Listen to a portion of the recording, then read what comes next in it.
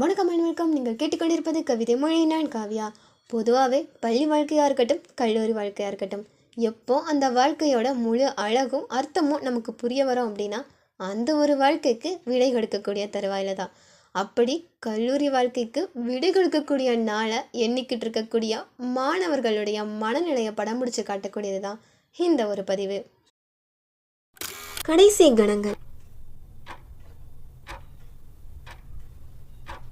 முன்பின் தெரியாத முகங்களாய் சந்தித்து நட்பின் முகவரிகளானோம்.